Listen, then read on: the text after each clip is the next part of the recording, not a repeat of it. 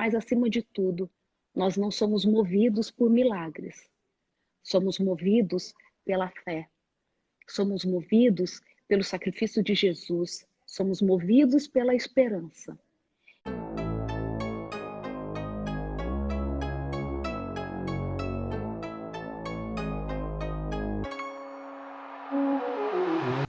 E às vezes a gente fala assim, puxa vida, será que eu estou orando de forma correta? Por que será que às vezes as coisas não acontecem no tempo que eu gostaria que acontecesse? Então eu quero conversar sobre isso. Eu não sei se você nessa noite tem um pedido no seu coração. Tem alguma coisa que você já há algum tempo tem pedido a Deus e parece que a resposta não vem? Se você tem um pedido assim, pode escrever aqui. Qual é o pedido que você tem no coração?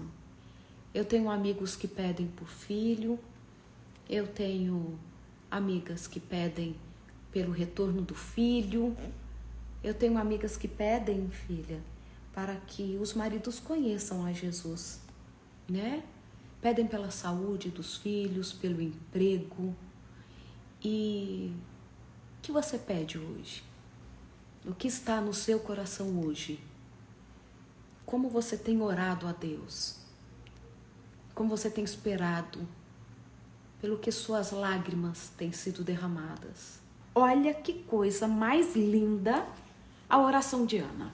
E nós vamos conversar sobre a oração de Ana, tá bom? Então ela tinha 5 problemas, né, filha? Ela não podia ter filhos. O marido dela casa com uma mulher que chama Penina.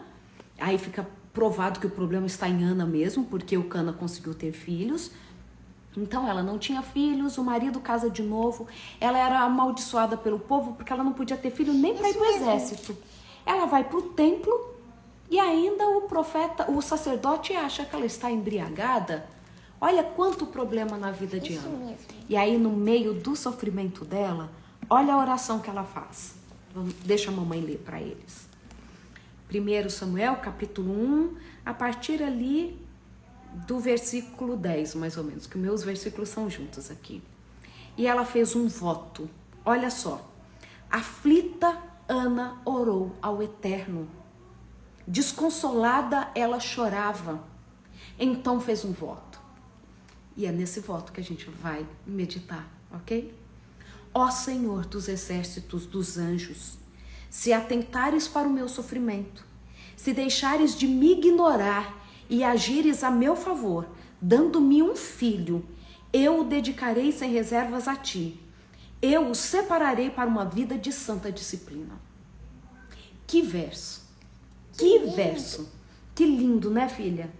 O que ela faz aqui? E foi isso que o Dr. Braz falou pra gente, e eu quero repetir. Sabe o que Ana está falando aqui? Olha só, ela estava no meio do sofrimento dela, ela queria a solução para o problema dela, e resumindo a oração dela, ela fala assim: Deus, resolve o meu problema que eu resolvo o teu. Filha, olha só a oração.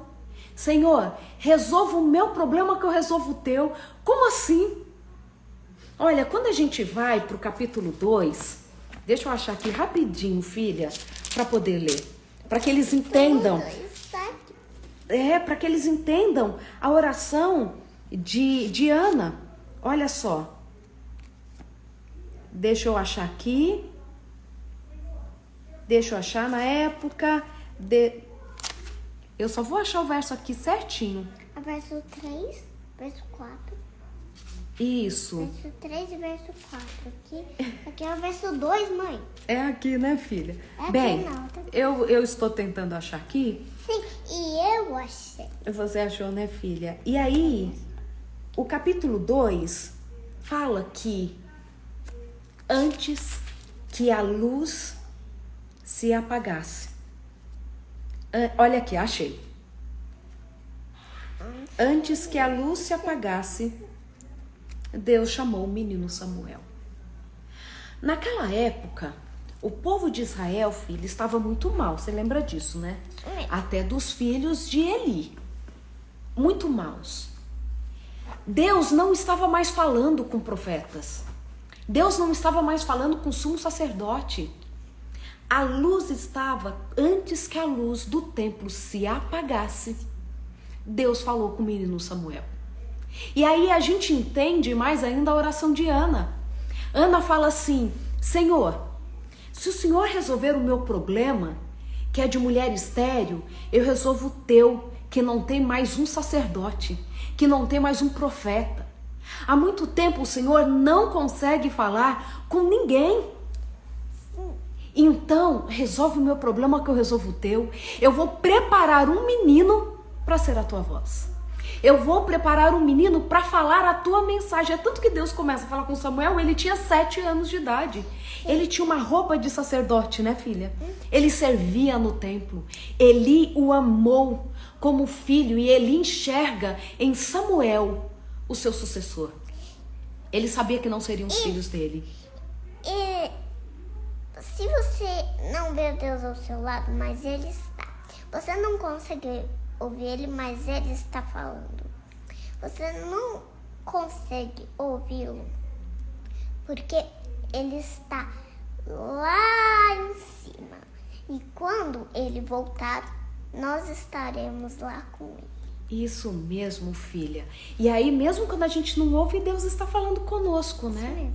E aí, quando Ana fala com Deus, ela fala assim: Senhor, tu sabes do meu problema. Tu sabes. Mas eu sei do problema do Senhor. Vocês estão entendendo o que eu estou falando, né? E ela fala assim: Senhor, resolve o meu problema que eu resolvo o teu. Eu preparo esse menino para ser a tua boca no meio de Israel. Já que a luz do templo está se apagando, e fala antes que a luz se apagasse, ou seja, a presença do Espírito Santo, Deus falando com o seu povo, ela ofereceu o filho dela. E aí, eu vou desativar aqui novamente, vou ativar os comentários, e aí eu vou perguntar para você, meus amigos queridos que estão me ouvindo, eu sei que estão na estrada agora, o que vocês vão fazer com o filho que Deus der para vocês? Qual o problema de Deus que vocês vão resolver com a paternidade? Olha, tem meninas aqui falando assim: Senhor, eu quero o meu casamento restaurado. Qual o problema de Deus que você vai resolver quando Ele restaurar o seu casamento? Entende? Nós precisamos de casamentos para mostrar para o mundo que o plano de Deus não está falido. Tudo que Satanás quer fazer é destruir os projetos de Deus. Deus cria o homem, o que Satanás fala? O homem não foi bom criar não, porque ele peca. Casamento falido. Hoje a gente não pode nem pensar em casamento. Filho, então, é melhor nem ter, porque o mundo está terrível. E já que minha mãe pegou a Bíblia, eu queria pedir a ela colocar o versículo que eu gosto muito para eu contar para ela. Qual, filha? É a história que Enquanto você pensa nessa história linda, filha, Deus está com fome e Satanás aparece e é essa história a tentação. que eu quero. Isso, a tentação. Olha só, que história linda. O que Jesus estava fazendo lá, filha? Resolvendo um problema. Isso mesmo. De Deus, não era? Eu vou contar a história. Tá, porque conta rapidinho essa história. Ok. Um dia, Deus estava no deserto com fome. De repente, Satanás aparece e diz: se você é o filho de Deus, pega essas pedras e transforma em pão.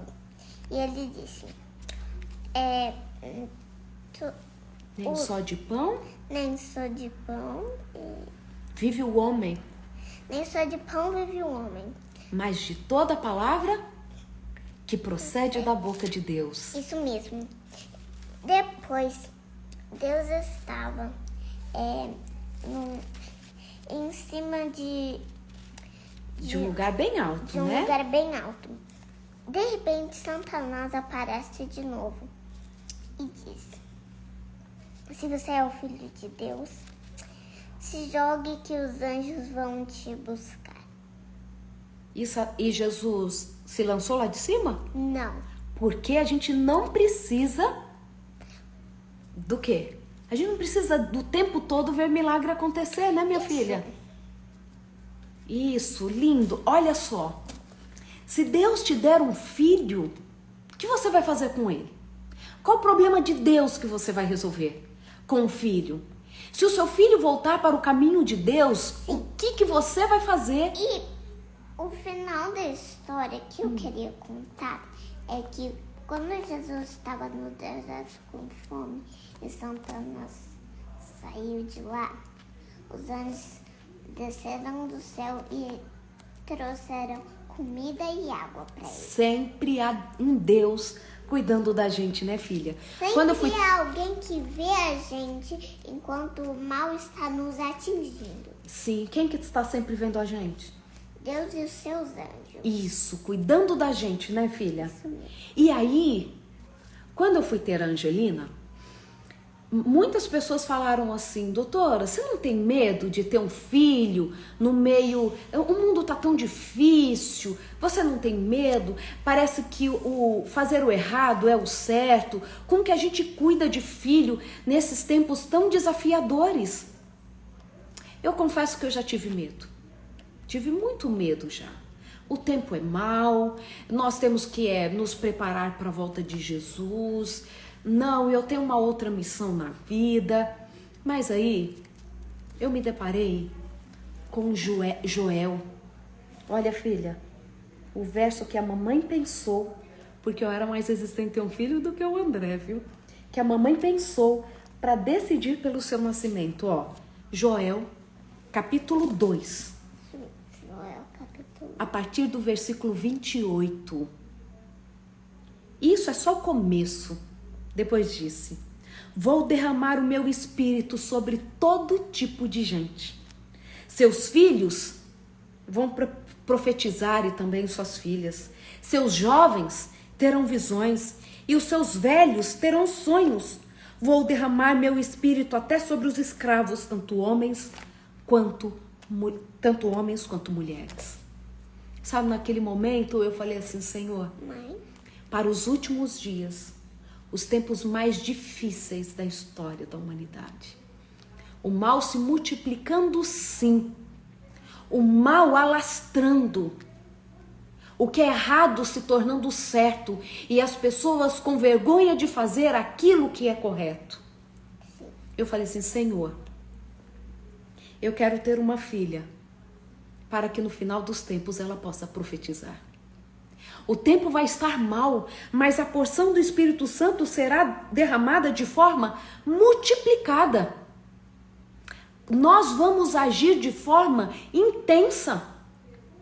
Então, o mal multiplica, mas onde o pecado abundou, a graça, a misericórdia, a manifestação de Deus superabunda. Isso mesmo. E quando o mal nos atinge, estamos sofrendo, Deus aparece e diz: não chore, eu estou aqui. É isso mesmo, né, filha? Para que Deus resolva o seu problema, qual o problema de Deus que você vai resolver? Senhor, se restaurares o meu casamento, serei instrumento teu para restaurar outros casamentos. Senhor, se tu melhorares a minha condição financeira, eu vou ser as tuas mãos ajudando quem está passando por necessidade. Eu sei que o Senhor olha lá de cima e chora em ver tantos meninos, tantas meninas envolvidas com drogas. Se restaurares o meu filho, dedicarei a minha vida e a do meu filho para ajudar outras pessoas, outros meninos a se libertarem. O que você vai prometer para Deus? Quando Ele resolver o seu problema, qual o problema dele que você vai estar resolvendo? Me diz.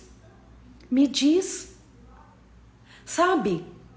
É isso que traz sentido para a nossa vida. É isso que, por exemplo, quando eu vejo algumas meninas, alguns meninos aqui falando da depressão, da ansiedade, claro, eu não estou abrindo mão de tratamento nem nada. Querida, Ok. vem cá, meu amor. Quando Deus, quando Deus te trouxer a cura da depressão, qual o problema de Deus você vai resolver? Quando passar de você, olha, as pessoas querem ver seu rostinho, filha. Quando as pessoas, filha, quando Deus tirar de você o medo de falar em público, quando esse problema seu resolver, você vai testemunhar? Você vai perder o medo de falar dele? Isso. Quando a ansiedade passar, qual o problema de Deus que você vai resolver? Bom, Qual o problema dele?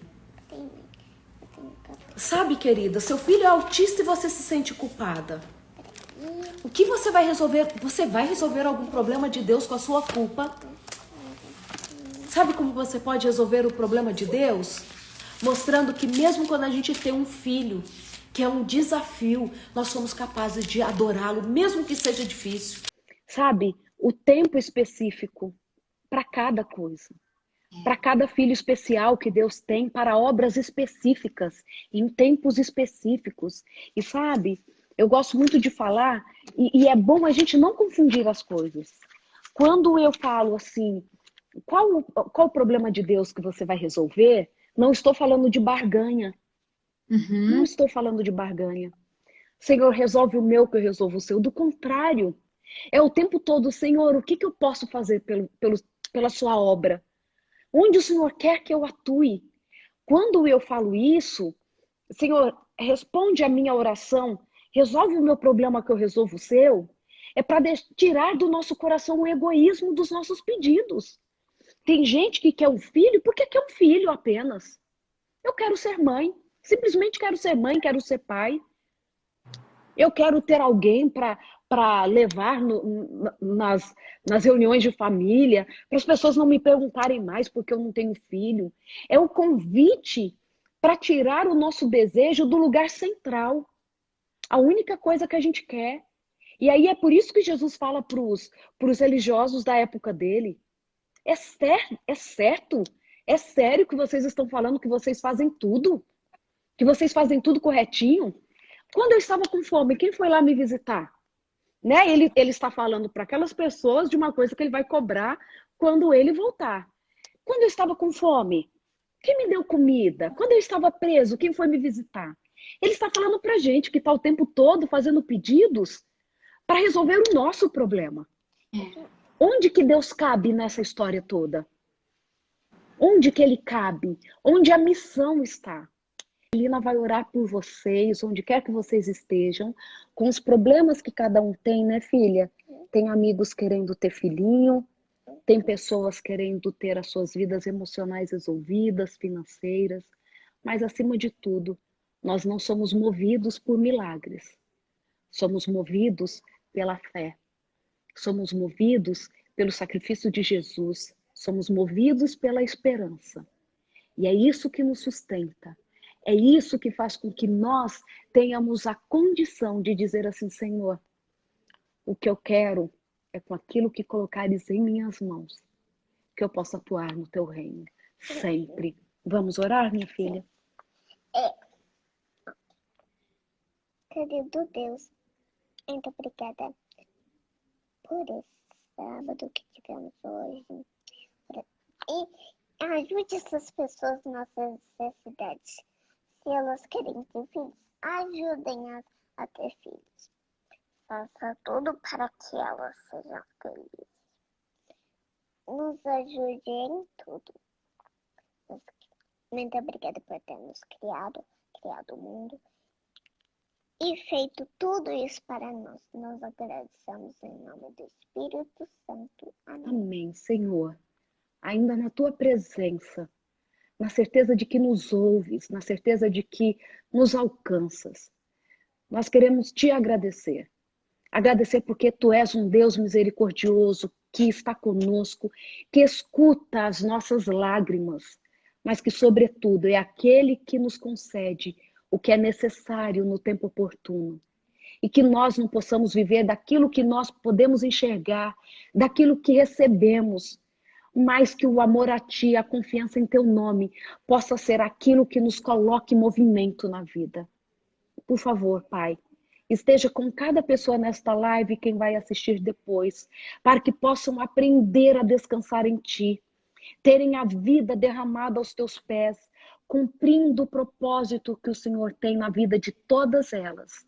Abençoa-nos sempre, conduza-nos para o Teu reino. É o que pedimos e agradecemos em nome de Jesus. Amém. Que o Senhor te abençoe e te guarde. Que o Senhor faça resplandecer seu rosto sobre ti.